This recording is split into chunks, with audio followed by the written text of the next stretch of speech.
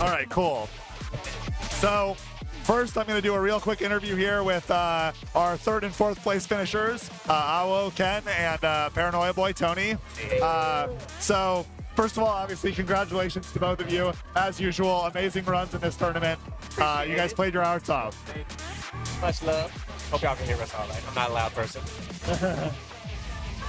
So, Kenny, do you have anything? I guess I'll start with Tony, and we'll go down the order. But it'll be both. These questions are for both of you. So, actually, first, I'm going to ask Tony a question. All right. How are you doing in your other games right now? As of now, I'm finally out of everything except for Step Maniacs. I just did winners finals. I got put in the losers. Chad is amazing. So we're going to finish that out tomorrow. DDR, I was so close to top 8. That was my goal, but I didn't beat it, unfortunately. But, yeah, it's tough. And then, of course, in Pump. You see what happened there.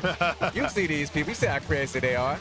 I'm glad to get top 4. I honestly didn't think I got top 4. You did? I didn't realize until, like, they called my name. I'm like, oh, shoot, cool. I get to be in another picture. Yeah. So I was very happy for that, and especially in honor to lose against such amazing players from like the past, present, and future. So yeah, it felt good. Awesome. That was a wonderful answer in every respect. Thank you. Because you are such a multi-game specialist, how do you figure out what you're prioritizing? Is it based off of events that you have coming up? Is it just based off of vibes, mood, what you feel like playing, like songs that you like to do, patches? What kind of influences how you play? I'm gonna be honest, I just wing it. Like, I come in here with no plans of I'm gonna focus on this game and then that game, and like, no, I just go in, see who's competing, and be like, okay, this is gonna be fun. That's gonna be really hard, but this is gonna be fun. That's kind of the vibe I get from you. Yeah, 'cause if I focused on one game, like, I feel like I'll be missing out on everything else. I love putting on a show. So even though I'm getting demolished in D25s, it's fun to watch. I mean, the bit that I did earlier with the, and I'm sure people are gonna remember that. And it's been so many times where people remember a lot of stuff I've done, and it hasn't been me winning. It's just been things that happen. So I'm all about the moments. Yeah. So. You've always had like a very positive attitude about, like, anytime I've been in an event with you, I'm always like you don't seem to stress. Like, you're here to win and you're a competitor, but you don't seem to let the moment get to you at all. Oh no. I think it's awesome. Cause that's my actual priority. Cause if I were to come here and I don't know, I would still be excited. I'm about to say, if I somehow won and every match was somehow boring, then it wouldn't be as fulfilling. Awesome. But I do like trophies and stuff and belts. I ain't gonna lie. I'm gonna be honest with you. Every time I see these, like, I got a collection at home, and I'm just like, yay, more. And Lauren is tired of it. Legit. Hey, I mean, Lauren had a hell of a weekend herself, so. Yeah, that girl puts in so much work. She played real well in Pump, both in the main event and women's and non-binary. Yeah. So, very, very proud weekend for your household, I would say. Yes, indeed. Like, she's very influential on me, even though I've been playing a lot longer and stuff. Like, how she pushes to the point to where she's about to throw up. And I'm just like, clearly I'm not working hard enough. That's intense, man. Right? So, just seeing how hard she works, I'm like, I gotta push too, you know? Not gonna just sit back. I'm hoping there's a pretty big gap between you guys still right now, but I'm hoping that one day there's an arc where she beats you in a tournament. To me, that would be one of the most hyped things in American Pump It Up history.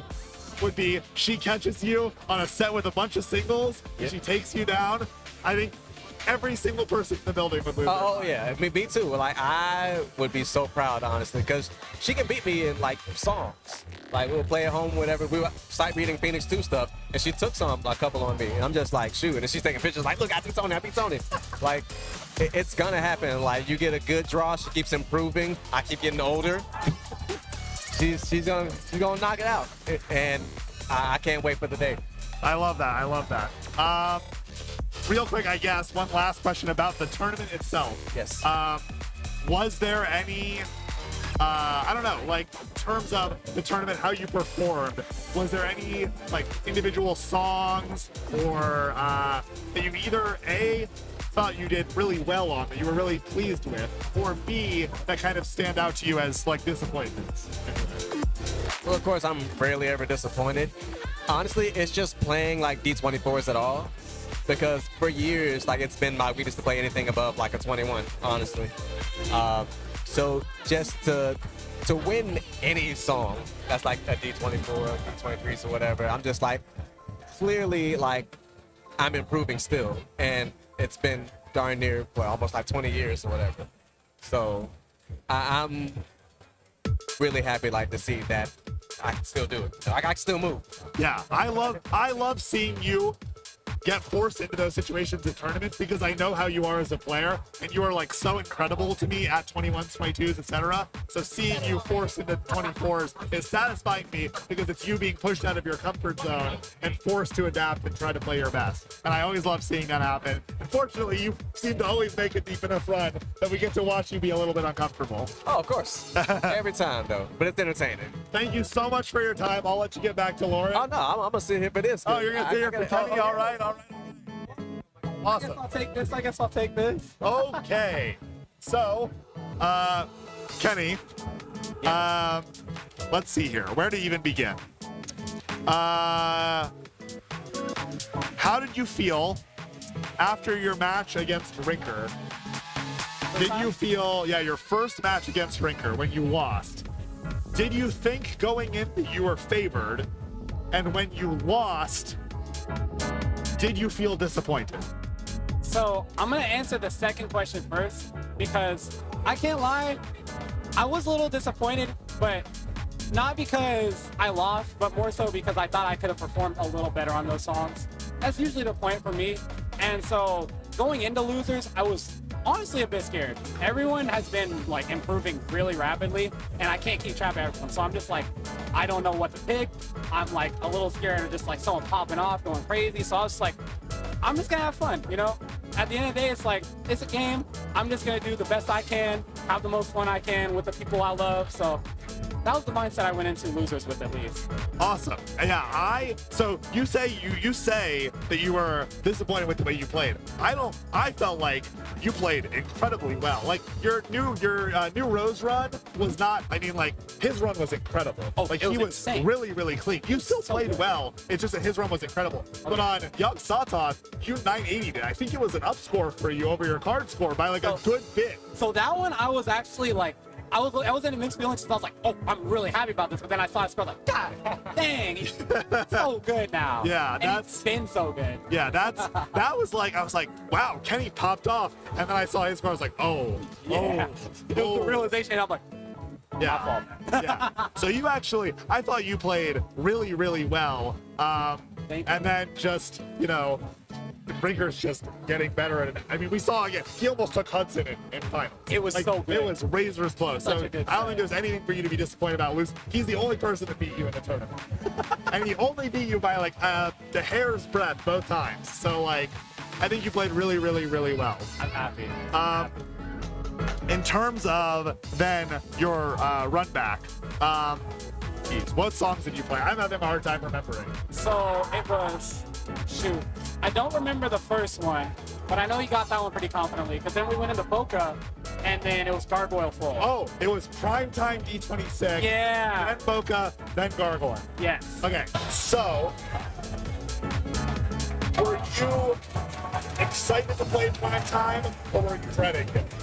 Relatively speaking. So, prime time, I can't lie, I was forgetting what 2060s he had, and I kind of dice rolled on, if he doesn't know this one, I can fight through it and possibly get it. And then I saw the clue, I was like, God damn it. God dang it, yeah. That was kind of the exact thing. When we were back here talking, I was like, Matt, do you know if Kenny has Primetime? He said, I don't think he does. And I said, Rinker has Expert 8, so it's quite possible he does. Yeah. I was like, but just because Rinker has the clear and Kenny doesn't, that doesn't mean Kenny hasn't put in more reps and knows the chart better. But then in chat, Boca said, no, Kenny has basically never played this. So that much isn't true. I had a really close sight read clear on it almost. It was like possibly, it was right in the Aquilius part. Yeah. And then I choked. But that was off a sight reading, so I was like, okay, I can go for it. So I gave it about 3 tries, and then I gave up. Okay, well, that's it. Focus said you had less than 5, so. Liar! Liar! That's, Love you, Mocha, but liar! so, so then you come back and you get Boca. How did you feel, I guess, about like your Boca run? How did you? Boca was probably one of my favorite scores of the tourney because I felt really light on my feet the first run. I had a slight slip up on like one of the shimmy parts on the left side on the second run, but like everything just felt really clean, really natural. And I was just, either way, if I were to win or lose that song, I was going to be happy with the result. That was very close, if I remember correctly. You won by like 4K maybe or something. It was, because Ringer's run was very clean too. It was really clean. I think that one, he got like a triple plus, and then I had the S plus up score on that. Was there any part of you in Boca that was thinking about your energy usage to prepare for Gargoyle? Absolutely. Absolutely. Towards the end, I had a lot of parts where I tried to just kind of get through them. Not so much the cleanest, because I was like, the beginning was really solid, and I just kind of banked it on the fact that hopefully this beginning was good enough for me to get the lead on them. And so I was like, because Gargoyle, I was really scared to play. I hadn't played it in months, and I was like, I need any bit of energy I can reserve for that. Yeah, it seemed like you were doing a really, I pointed out to Matt, it seemed like in Boca, you were doing a very good job of using your heels in those like kind of shimmy parts. You were very subtly moving to hit those blues in the middle. And I thought like, wow, Kenny is like really, because Matt was saying, we were both talking about like how in tournament experience, obviously you have played in quite a few tournaments at this point, but you're never catching ringers, right? And so we were discussing that like, he just knows how to conserve energy and like where to stress, where to push or not push more than from experience. Oh, absolutely. But it seemed like the moment of big growth for you that you were kind of thinking towards Gargoyle while the way you were playing Boca, while still being clean enough on Boca to get the score you did and win the song. So that was really impressive. I'm slowly getting the mindset down. Yeah. Just a few more reps, and I think I'll have it down pat. You already have, I see a lot of the Tony mindset in you in terms of like being laid back and loose and having fun and not whatevering. But that's the biggest thing now for you, I think, as a player. That and one other thing, which I'm about to say to you. Uh-oh. You got a bad habit of looking at the other guy's screen. A real bad habit. I'm nosy. What can I say? You have to take for yourself. I'm just too nosy, man. I got nothing more to say. I'm just nosy. We put the caps like back to back so that you can't look. We need that, or we need a little divider or something like. There were so many times I was like, no, he's looking over to see the combo. You were looking over while you were hitting notes in Gargoyle. That was a bold move. Bold move. I can't lie. That being said, despite that, your Gargoyle run was awesome. Thank you so Very, much. very good. That is like Rinker's wheelhouse, right? It's like long training stamp shit. And you put up a pretty damn good fight. I wasn't gonna let him get it for free. Yeah, that was not free at all. You made it work for it, and that probably taxed him going into Hudson set. So we can point you for Hudson winning. That's what I'm hearing. It's funny. I said that verbatim to Ty earlier. I was like, I think I'm a little responsible for the outcome of this. Absolutely, you affected it for sure. Hudson owes at least 1% of that belt to you, in my humble opinion. He'll never admit it. Never. Not a chance. Never. So, obviously, Gargoyle Fall, what is going through your head playing the song? Is it more of a physical tax on you or a mental tax, do you think? Honestly, it's more so of a mental tax because I remember the parts of the song so accurately and like how many measures there are in certain sections. I'm like, I know I'm gonna get a drill here and I can relax as much as I can. I just gotta push through to that part. And so I'll have kind of like checkpoints for it where I'm like, just gotta get here. Just gotta get here. Just gotta get here. And so I'm not so much thinking about like, oh, how tight is my form, just like how much energy am I reserving for the ending. Oh, what's going on, y'all? Any insurance section? Dude. My goats, man. Shout out Brian. Shout out Cisco. Hey, shout out RMM, all your boys back home. Love y'all all to death, bro. Love y'all all to death. So, That being said, obviously, ultimately, he got you on very well, not because of your performance being bad by any means. His was just incredible. It's just better, yeah. So, going forward for you, what are some of your big goals in Phoenix 2? And what are you looking to work on? Both as a tournament-minded player and as a, ability leaderboard or anything like that. You have goals in both those. I got a few. My first one is I've been labbing it out for a while. I want to get really, really good at singles. I want to be able to say, like, I don't care if it's singles or doubles. It's just what I'm strong at, just whatever I think I'm the best at in those scenarios. My second thing, I guess is like kind of a goal, but not really. I want to stay in the top 100 mobility. Like, I got there already, but I know there's a bunch of new, like, really strong players that just got their kids in. So they're going to be knocking me out, knocking me in, knocking me out. I want to fight for that at the very least. And then third thing, man, just keep enjoying the game, honestly. Like, I had a period last year where I kind of fell out of love with the game because I was just, like, really frustrated. I felt like I wasn't progressing. But I think this year I've really had a breakthrough of just, screw it, I'm going to have fun, man. I don't care if I'm not improving or not. I'm just going to keep playing what I love. Hell yeah, that's awesome. That's exactly the kind of mindset we need. I think. Absolutely. I've always been that kind of whatever, and I think that like seeing young players have that kind of approach, where it's like, I got obsessed with this game for a reason. It's not because having a good number makes me feel good. It's because the game is fun. Exactly. Is I think a really, really healthy and rewarding mindset. Absolutely. That being said, I'm gonna ask you one last question. I'm gonna put you on the spot. You are a part of a pretty strong cadre of young, early 20s, late teens players in the U.S.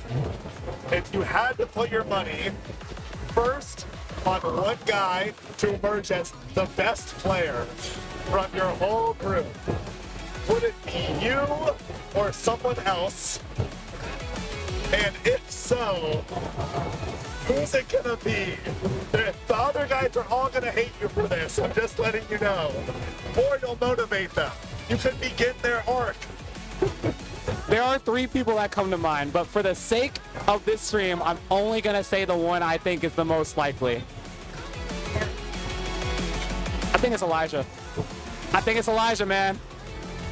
He already has some of the most absurd scores to date. And the second that he is able to consistently get higher level charts, it's over. It's just over. It's over. I'm really excited to see it. Well, then to bring this back to you, what are you going to do to make it so that Elijah has to fear seeing you in the bracket? I'm gonna work on my foot speed, man. I don't know if y'all saw, he just got a nasty score on Final Edition 2X, S24. Like, actually, way out of my realm of possibility right now. And I'm going to fight for the next half a year at least to get my foot speed up. And I'm coming for you, Elijah. Hell yeah.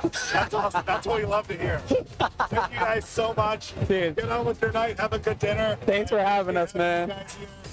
And yeah, wonderful CEO. Thank you so much. Alrighty. I don't know why I'm using 2 microphones. I'm double fisting. Sorry for that chaos feedback. Okay, I'm going to try and get Hudson and Ringer. Hudson's still here. I don't know if Ringer, if Ringer left, I can't blame him. He's been here all day. I'm sure he has things he wants to do. But I'm going to go real quick and see if I can.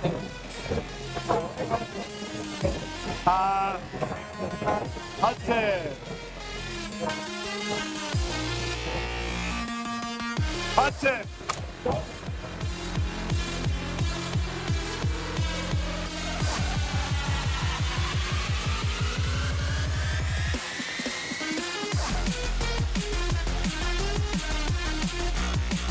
No, if you're still there, Hudson is ending. Oh no, he's just talking to Matt.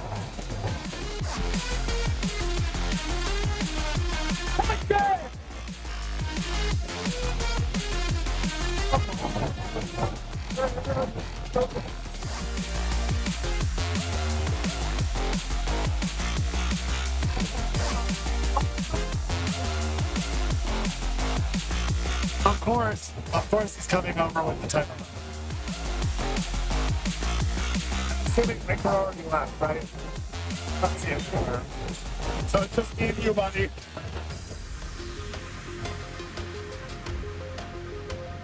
You okay?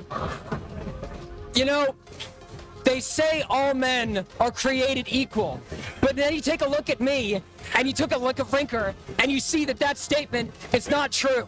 You see, in a normal matchup, you have a 50-50% chance of winning, right? But I'm not normal, okay? So you have at best a 25% chance of winning, right? But then you throw Kenny in the mix, and Kenny knows he won't beat me. So then he's got a 33% chance of winning. So you take his my 66% chance of winning, and take it with his 25% chance of winning, and you got 113 and a third percent chance of winning. You see, Rinker, the numbers don't lie, and they spell disaster for you at CEO 2026. How many times did you practice that in the mirror? I just watched it this morning. No, you're full of shit. I don't believe you for a second. You can ask Matt. He had never seen it before.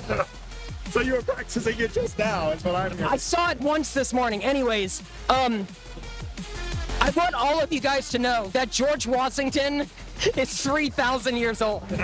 Okay? Undisputed. All right? Anyways, give me the mic. All right. All right, so shout outs to...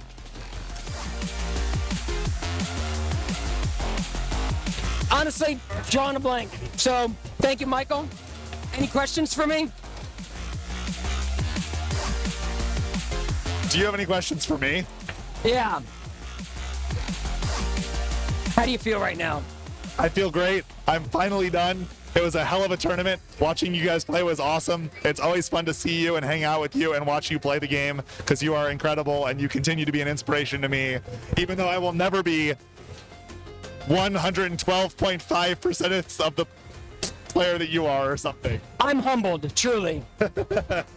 No, but sincerely, it really is so fun getting to watch such incredible high-level pump-it-up play. And obviously, I've known you for so long now, and I've seen you play so much. And the fact that you are still getting better, still improving, still getting up scores in tournaments on D25s at the last song of a hard set is fucking incredible. So, like, honestly, I'm just really, like, happy and glad to see a lot of these newer players, like, coming, like, up and coming, like Rinker coming over to Pump and just absolutely crushing it. It's really cool to see because, like, last year he was like, I might buy a pad. This year he's second place. And not like, by much. Yeah, and that like, real close. and next year it's like, dude, what? But then you've also got like Kenny is absolutely crushing.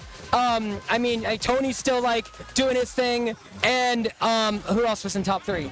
Those are our top four. Oh, yeah. But then you've also got, like, obviously all the people that aren't here. Yeah, dude, and like there are some crazy, like, I was telling Matt, dude, all it takes is like Elijah, Jev, Cell, like Amir, like J-Tran, HDS, like any of them show up and it's a wrap, right? But what if multiple show up? Like, it's gonna be crazy, right? So I think that this is like the calm before the storm, because a lot of people didn't like really get Phoenix.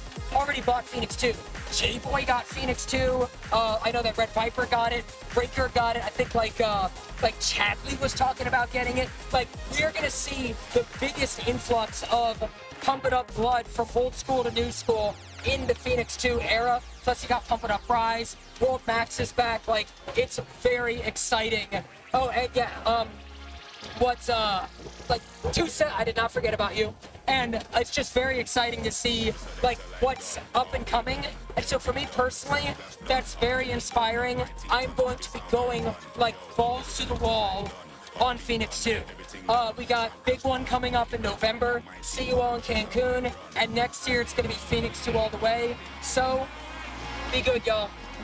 I want to ask you some questions, I guess, both about this tournament and future ones. So, in the pick ban against Rinker specifically at the end of the tournament for basically everything, was there any specific strategy of stuff that you wanted to keep or get rid of that was guiding you? Was it more based on your own feelings or what you thought Rinker would be weak at? What kind of motivates you? Because you consistently win these events, and I think part of it is due to your play, but I also think part of it is that you are very good at strategy in these events. So I tell this to people all the time, and half of them don't listen to me. I get that it's like hard to rationalize do not think about who you're going against. Do not pick things that you think that they're bad at. Pick the things that you think you're good at. Pick your strengths. People are always like, yeah, I think you might be bad at that, but I'm like all right at it.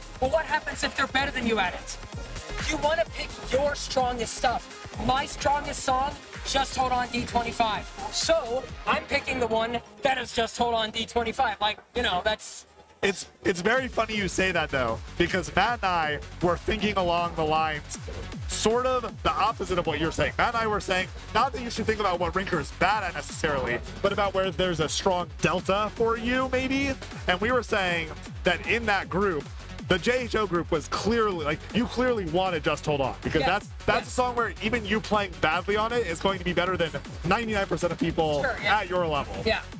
But that also Crimson Hood, as D26s go, is like, more in your wheelhouse. For sure, yeah. And same for Kugutsu. Kugutsu's obviously kind of a weird case, but it's still like, ultimately, a lot of it comes down to tech, and you're a strong tech player. And honestly, Skeptic should have been clean too, but I got a bad stream in the down jackhammer, which took off like close to 10K.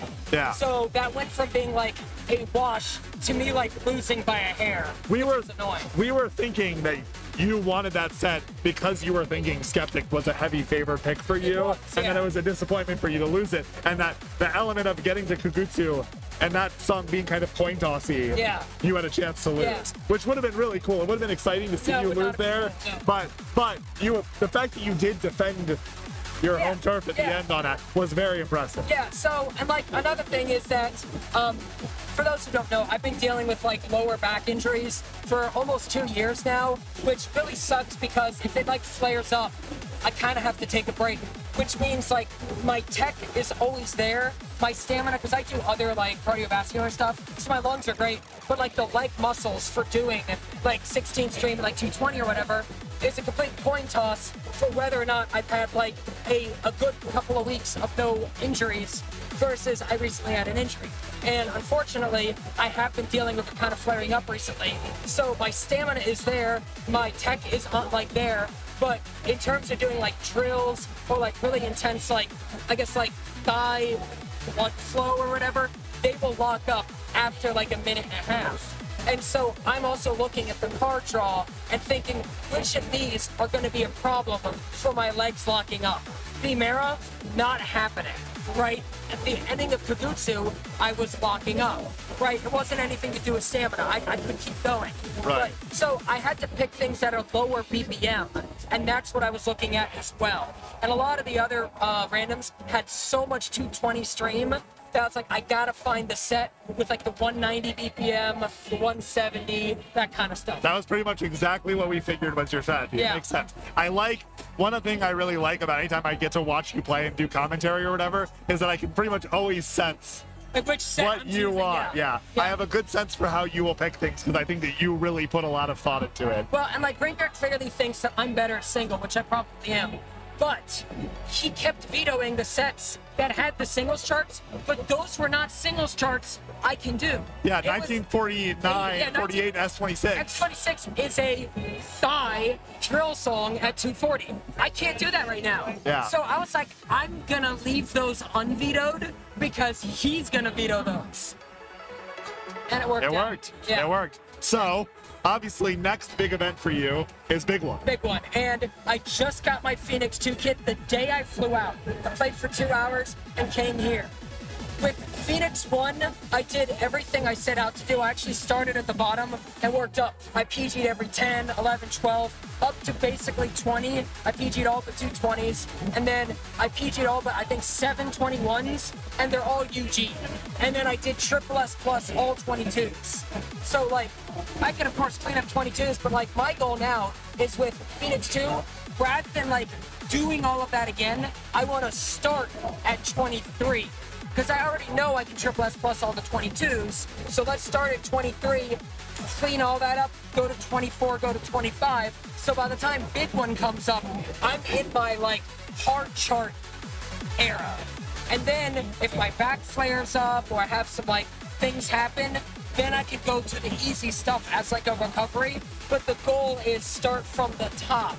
So by big one, I'm also down like 20 pounds. I'm keeping it going. So I want to be down like another 15, 20 pounds by big one. I'm going to be doing 25s, 26s. This year, big one is going to be like, I think, my last kind of like hurrah. Like maybe by 2 years from now, the next 2029 big one or whatever, probably like 40, you know? So I'm like, I want to go hard this one, and then we'll see where it goes from there. So I got plans this year. I'm not going anywhere, and next year is going to be hyped too. So I'm looking forward to it. Do you have any, the format for Big One is obviously very different than this. There is no player agency at all. How do you adapt to that as a player when it's just, here's the charts you're playing and you have no choices? I think every tournament format sucks. There is no good tournament format, right? So, I mean, that's not an opinion, that's just a fact. So, whether or not I like Big One's format is irrelevant. I will play to the format. So, like what I did last year, because, like, it was awful. When they've got the first waterfall and it's like 200 people, you had to hear the same song for 4 hours straight. So I just like went over into a corner, grabbed my phone, grabbed a chair, and just like shadowed it in front of my phone for like 4 hours. And then like you go up and you get one shot, right? Yeah. And so that's like the strategy. You have plenty of time to get warm and learn the chart. So I think that's different rather than you did your card draw, go play, and it's like, do I remember this chart? At Big One, you will know the chart by it's time for you to go. So just be warm. Yeah. That's very useful insight. And to me that brings back, that calls to mind you at KAC trying to get warm and having no real tools to get warmed up or ready for your charts at KAC. Yeah. I guess last question maybe, unless I'm assuming you gotta go. No, I'm just wondering where my daughter is. Oh, Sitting over there. Oh, she's over there? Okay. cool. You got time then? Okay. So then in terms of Phoenix 2, you Yeah. said you've been playing a little bit, but obviously we don't have even a sliver of the content that will likely come out in the game. So far, how have you liked Phoenix 2? What little bit you absolutely played? phenomenal. So first of all, I liked a lot of the charts in Phoenix 1. I think there was a lot of kind of like generic charts, but the ones that push the envelope, like Dolky charts, like really push the envelope. And I'm seeing more of that rhetoric in Phoenix 2. 404 D23 looks like it came out of Exceed Beta, okay? Like, and then you've got like a lot of the Rise charts that are just kind of like, what? And like, I check it out. You've got, if our D23s are looking like 404, the D24 is looking like, I think it's called like Haguro something something, or Haraguro something D24. Yeah, Super Haguro Yeah, Park. it's like the best 24. The D25s are looking like Enjoy the Show, which is totally up my alley. I'm like, this mix is gonna be good. So I'm excited. It's gonna be hype. When I saw Enjoy the Show at East and East and played it for the first time, I was like, this chart's impossible. And I told people, and everyone was like, what is this chart? It's so fucked up. And I was like, I think it's going to be the new Quick Brown Fox S23. Which is and my I was favorite, like, yeah. and Hudson is going to shred on this chart. To put it in And perspective, I saw your score, and I was like, I was right. second play UG. I'll PG that when I get home. And like, I just love what do we really want? Jump step charts, like that's my style. And if that's the new meta, I'm here for it. I think Matt and I talked at great length while you were warming up Yeah. about your influence on the game. Whether or not people know it, Yeah. how much your charting style over the 25 or so years Yeah. you've made customs and whatever Yeah. has shaped the game in many ways, both pump and in the groove. Yeah, sure. Do you have a favorite chart of yours that people out there might have access to on Infinity or on a file thing or something? Is there some chart of yours that you really love, that you hold the most Yeah, dear? I mean, it's no question. It's Jonathan's Nightmare. Jonathan's Nightmare is my magnum opus. Like, from start to finish, everything is perfect. The fact that it's a nightmare chart to Jonathan's dream, called Jonathan's Nightmare. The birds, like everything, okay? But if we had to go by like step chart, I want you guys to know that I'm the reason why Gargoyle Full exists. Okay? I didn't make the charts that are in coming up, like for K-Pump, but I was told we could put any full song to a song we licensed. So it's like, hey, Gargoyle 90D23 is a run for the whole song. I should put a full song chart that's a run for 7 minutes. And then I found out later that we actually didn't license that version of the song. But Sanction 7 didn't care. And then Annabelle just threw it in the Korean version. So you're welcome. It's my fault that Gargoyle Full is in the game.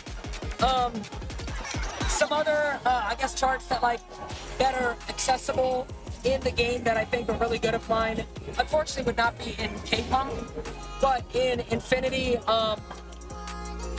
I really like my Rainspark charts. I like my Into Your Dream, True D22, like True D22, yeah, True D22, like obviously, I mean, what is it? Some of the shortcuts I made, Guitar Man Half Double, and a lot of these charts I could make UCSs for to play in K-Pump, and I'm probably going to do that for Phoenix too. So I'm going to transcribe most of my edits, so that'll be pretty exciting. Look forward to that. I look forward to that. That sounds awesome. Yeah. All right, well, so that all of us can go and do stuff, because we're all fucking exhausted at this point. Yeah. One last question. I asked Kenny which young player he thought was his best rival, or maybe the guy that was most likely to take over the scene. I'm gonna ask you the same question. Feet to the fire. What player will be the first person to unseat you at CEO Storm? The first person? The next person, I suppose. Because whoever shows up. It totally depends on who shows up. I gave you a list of 10 players earlier. Any of them show up, they can have a belt. But I will not make it easy for them. Okay.